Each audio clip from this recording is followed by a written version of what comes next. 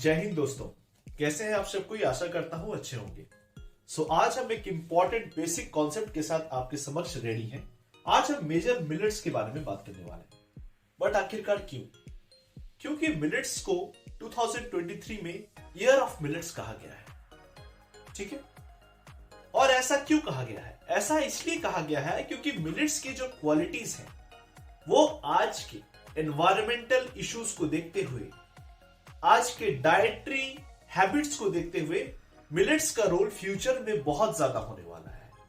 क्यों? इसलिए क्योंकि एक ऐसा कोर्स ग्रेन है जो कि कम पानी कंज्यूम करता है। It means that it helps to secure the water. Water stress को कम करने में बहुत इंपॉर्टेंट रोल है मिलेट्स का। सेकेंड बात है कि ये बहुत सारे माइक्रो न्यूट्रिएंट्स से भी बहुत ज्यादा ये फुलफिल्ड है, रिच है। फॉर एग्जाम्पल कैल्शियम, आयरन, ये सब चीजें as compare to the staple crops like rice, wheat, millets में ज्यादा पाए जाते हैं। इसी के कारण से एक मुहिम छेड़ा गया है जिसके तहत हमें मिलेट्स को प्रमोट करना है। बट वो तो बात हो गई करंट अफेयर्स की। बट एक्चुअली हमारे देश में मिलेट्स की क्या क्लासिफिकेशन है, मेजर मिलेट्स कौन कौन से हैं, उनके क्रॉप नेचर क्या क्या है, इसके बारे में भी तो हमें जानने की जरूरत है। तो चलिए जानने की कोशिश करते हैं। हमारे देश में मेजरली जो 3 मिलेट्स पाए जाते हैं, majorly 3 categories, that is jowar, bajra and ragi. Now let us try to understand कि ये क्रॉप के नेचर क्या क्या है, ये कैसे ग्रो होते हैं, किस सीजन में ग्रो होते हैं, और साथ में इनके मेन प्रोड्यूसर्स क्या है। तो पहली जो क्रॉप है ज्वार, वो ग्रो, उसके नेचर क्या है? वो जनरली खरीफ की तरह भी ग्रो हो सकती है और रबी क्रॉप की तरह भी ग्रो हो सकती है। इसकी लोकेशन की बात करें तो जब ये खरीफ की तरह ग्रो होता है तो ये नॉर्थ के इलाकों में ग्रो होता है, फॉर एग्जांपल यूपी, एमपी, ऐसी जगह। और अगर ये रबी की तरह ग्रो होता है तो ये ग्रो होता है जनरली हमारे साउथ में। अब बात यह आती है कि इंडिया में लार्जेस्ट प्रोड्यूसर स्टेट कौन सा है ज्वार का? तो वो है महाराष्ट्र। ठीक है दोस्तों, सेकेंड आ जाते हैं, दैट इज बाजरा।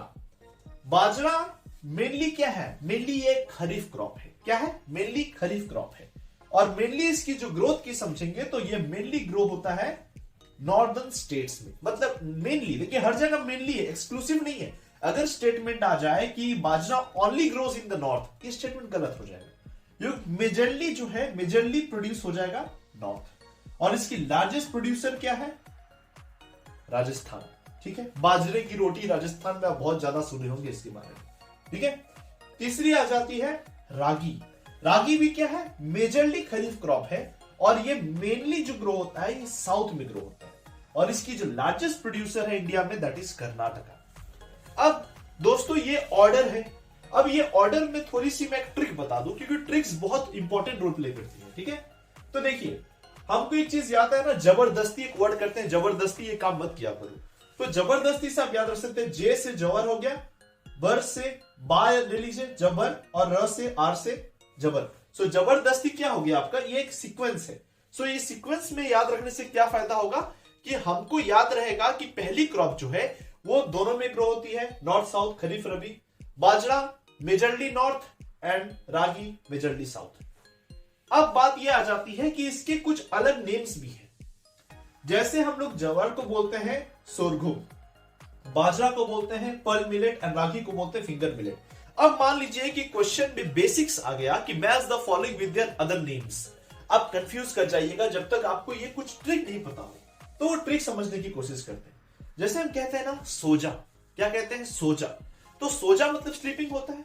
तो सो से याद रखिएगा सोरघुम, और जा से उसको जो कर दीजिए, तो सोजा को सोजो से आप याद रख सकते हैं सोरघुम। सेकेंड याद रख सकते हैं, एक फेमस फुटबॉल प्लेयर है किलियन एम्बापे। एम्बापे में बापे है ना, बीए से ले लीजिए बाजरा, पी से ले लीजिए पर्ल। बापे से हो गया, याद रख सकते हैं फुटबॉल प्लेयर एम्बापे याद रखिएगा, तो आपको बाजरा का अदर नेम पर्ल मिलेट याद हो जाएगा। तीसरी आती है रागी, जिसका नाम है फिंगर मिलेट। अब इनको याद रखने के लिए हमारे फेमस सिंगर ही हम सभी को ये ट्रिक याद दिला देंगे। जो गाना उन्होंने गाया, एहसान तेरा होगा मुझ पर, ये गाना किन्होंने गाया है? ये गाना मोहम्मद रफी साहब ने गाया है।